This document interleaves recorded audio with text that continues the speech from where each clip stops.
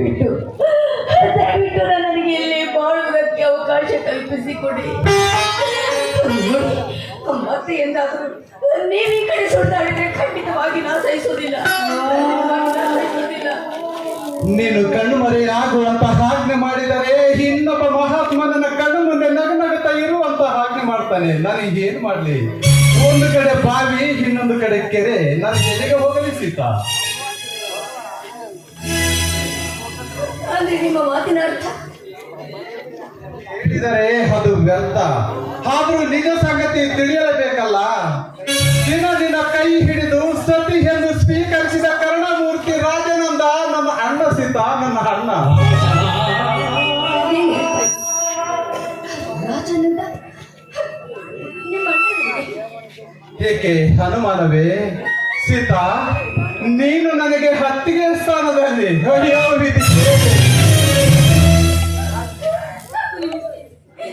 ಇಲ್ಲ, ನೀವೇ ರಾಜನಂದರ ತಮ್ಮ ಅಂತ, ಅವರು ನಿಮ್ಮ ಅಣ್ಣ ಅಂತ ಖಂಡಿತವಾಗಿ ನನಗೆ ತಿಳಿದಿರಲಿಲ್ಲವೇ? ಖಂಡಿತವಾಗಿ ನನಗೆ ತಿಳಿದಿರಲಿಲ್ಲ. ನನಗೂ ಅಷ್ಟೇ. ನೀನೇ ಈ ಮನೆಯ ಸೊಸೆಯಾಗಿ ಬರ್ತೀಯ ಅಂತ ನಾನು ಭಾವಿಸಿರಲಿಲ್ಲ. ತಿಳಿದರೂ ಅಷ್ಟೇ, ತಿಳಿದಿದ್ದರೂ ಅಷ್ಟೇ, ನಡೆಯಬಾರದಾಗಿದ್ದು ನಡೆದು ಹೋಯಿತು. ನಾವು ಯಾರಿಂದ ದೂರ ಇರಬೇಕು ಅಂತ ಬಯಸ್ತೀವೋ ಅವರನ್ನೇ ಹತ್ರ ತಂದು ಅದಕ್ಕೆ ಅನ್ನೋದು ಇದೆಲ್ಲ ವಿಧಿಯಾಟ ಅಂತ. ಸೀತಾ, ಮತಿಹೀನಗತ್ಯ ಮಾತನಾಡಿದೆ. ಸೀತಾ ಎಂದು ಕರೆಯುವ ಹಕ್ಕು ನನಗೆ ಎಲ್ಲಿದೆ? ಅಣ್ಣನ ಹೆಂಡತಿ ನಿನಗೆ ಅತ್ತಿಗೆ ಅಲ್ಲವೇ? ಅತ್ತಿಗೆ ನಿನಗೆ ತಾಯಿಯ ಸಮಾನ. ಅಮ್ಮ ಎಂದು ಕರೆಯಿ. ಅತ್ತಿಗೆ ತಾಯಿಯ ಸಮಾನ. ಹೌದು, ಅಗ್ನಿ ಸಾಕ್ಷಿಯಾಗಿ ಸಪ್ತಪದಿ ತುಳಿದು ಮಾಂಗಲ್ಯದ ಅಧಿಪತಿಯಾದ ರಾಜನಂದನ ಹೆಂಡತಿ ಅತ್ತಿಗೆ. ಅಮ್ಮ ಅಮ್ಮ ಎಂದು ಕರೆಯಲಿ? ನಾಚಿಕೆಯಾಗುತ್ತದೆ ನೋಡಿ. ನೀವುಗಳು ಪ್ರೇಮಿಗಳಲ್ಲವೇ? ಹಾಡಿದ ಪ್ರೀತಿಯ ಹಕ್ಕಿಗಳಲ್ಲವೇ? ನೀವಿಷ್ಟೆಲ್ಲ ಆದರೂ ನೀವಿಬ್ಬರು ಕಾಮ ಪ್ರೇಮಿಗಳು, ಮತ್ತು ಕಾಮದಾಟವಾಡಿದ ಕಾಮ ಪ್ರೇಮಿಗಳು.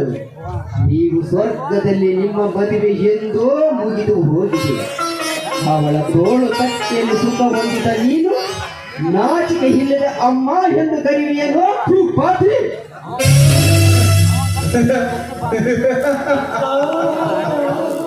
ಹೌದು, ಅಂತರಂಗದ ಸ್ವರ್ಗದಲ್ಲಿ ನಮ್ಮಿಬ್ಬರ ಮದುವೆ ಎಂದು ಮುಗಿದು ಹೋಗಿದೆ. ಇವಳು ನನಗೆ ತಾಯಿಯ ಸಮಾನ? ನೋ, ಅಲ್ಲ. ತಾಯಿಯ ಸ್ಥಾನದ ಮಹತ್ವವೇ ಬೇರೆ. ಈ ಮೈ ಚರ್ಮವನ್ನೇ ಸುರಿದು ಅವಳ ಕಾಲಿಗೆ ಪಾದರಕ್ಷೆ ಮಾಡಿ ಹಾಕಿದರು ಅವಳ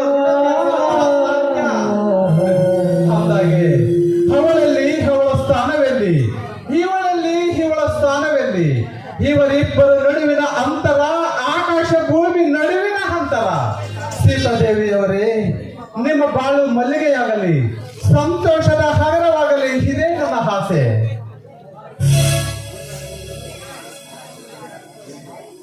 ಈಗಲೂ ನೀವು ಬಯಸಿದ್ದೀರಾದರೆ ಅಂದಿನ ಪ್ರೇಮ ಎಂದಿನ ನಮ್ಮ ಪ್ರೇಮ ಮಂದಿರದ ನಮ್ಮ ಮನಸ್ಸಿನ ಹಂದರವಾಗುತ್ತೆ.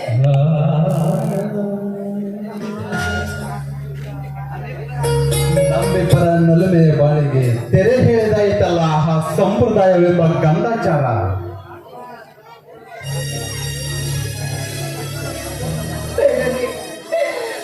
ದಯವಿಟ್ಟು ಕೆಟ್ಟದಾಗಿ ಯೋಚಿಸಬೇಡ.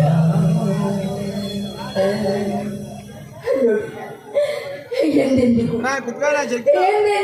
ಈ ಸೀತಾಳ ಹೃದಯ ಹಂತರದ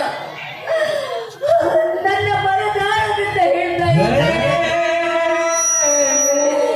ಈ ಸೀತಾಳ ಹೃದಯ ಹಂತರದ ಮಾಂಗಲ್ಯದ ಅಧಿಪತಿ ತೇಜೋನೆ ಅಂತ.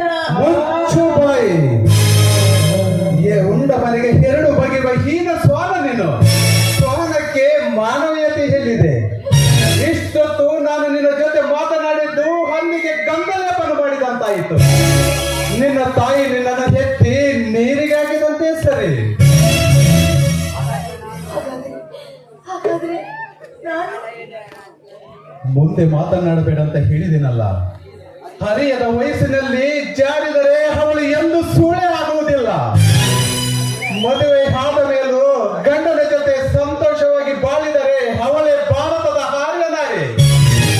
ನೋಡು, ನೀನು ನನ್ನ ಅಣ್ಣನ ಅರ್ಧಾಂಗಿನ ಸ್ಥಾನದಲ್ಲಿ ಇದೆಯಾ. ಆ ಕರುಣಮೂರ್ತಿಗೆ ಯಾವ ಮೋಸ ಮಾಡದೆ ಈ ಮನೆಗೆ ಮಲ್ಲಿಗೆಯಾಗ ಬಾರಮ್ಮ. ಸ್ವಲ್ಪ ನಿಲ್ಲಿಸಿ. ನನ್ನ ಮಾತು ಕೇಳಿ, ಸ್ವಲ್ಪ ನಿಲ್ಲಿ. ಅದು ಹೇಗೆಂಬುದು ಒಂದೇ ಮಾತಿನಲ್ಲಿ ಹೇಳಿ ಮುಗಿಸಿಬಿಡಿ. ಮುಂದೆ ನಿಮ್ಮ ಜೀವನದ ಗತಿ ಅದೋ ಗತಿ. ಒಂದು ಹೆಣ್ಣನ್ನು ನಂಬಿದ ತಪ್ಪಿಗೆ ನನ್ನ ಜೀವನವೇ ದುರ್ಗತಿ. ಮರೆಯದಿರು, ನಿನಗಾಗಿ ಕಾದು ಕುಳಿತಿರುವನು ನಿನ್ನ ಪತಿ. ಬರ್ತೀನಿ. Goodbye. ತೇಜು.